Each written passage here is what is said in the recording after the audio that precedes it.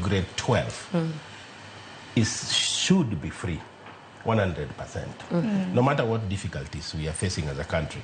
Yeah, mano we are all agreed. Yeah, gimana illustrate and ni wachunga ni gichien mondo wang'e ni free education nwano osedhi nade. Numbers wacho nwango. Any numbers don't lie. Yes. Jawachadiera en na number. Mano. Timbre jo na pinjinia. E kinde ma magi duto te timore. Kamacha ni free education. To sani no ka curriculum chal ka gima lokore. Chal ka gima koro chudo moko bende dhi bedo ka. Koth no chako go wakani. Ang'o mana timore kinde mar Mosenindo Kibaki mok nyal timore gi sani. Kida paro ne paro mana bende Morin bende temo lieko kelo. Koro.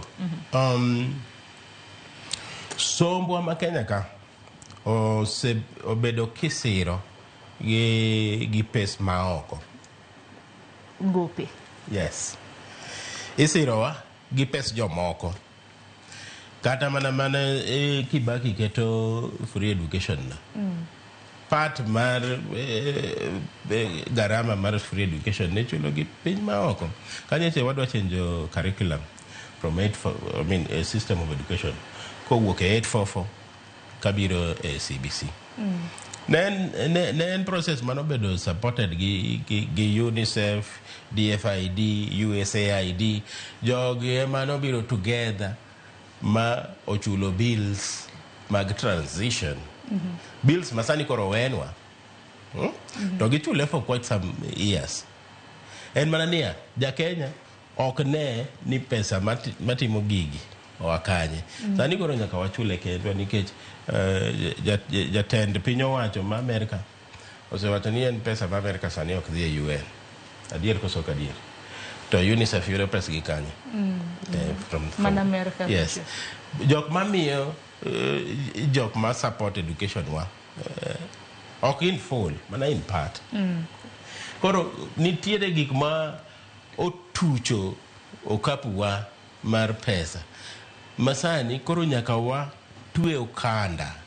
To tue okanda nyiso ni nyaka ng'ato ang'inyre. Ng'ama inyore en ng'a. Donge ng'ama chiwo osuru. Sirikal ok inyre. Mak mana ja sirikal machulo osuru. Sani bende wantiere koda lai manyien mar somo. Wuket for sani wantiere CBC.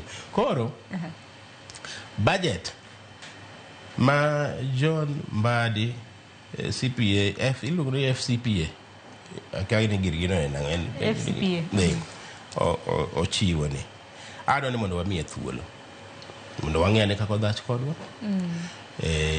sani koro mane gima osemiwa ka parliament to approve to ochako dhi gima dakwa sirikal ano ka ja sirikal kata kiwinjo ka wuoyo ka siro gik matimore Kenya ka ama patriot siro kama naina wewe na kum japuonj wewe atik matin gima da en kwayo sirikal niya ko wacho ni umiyo skunde pesa di for capitation 7 billion to primary school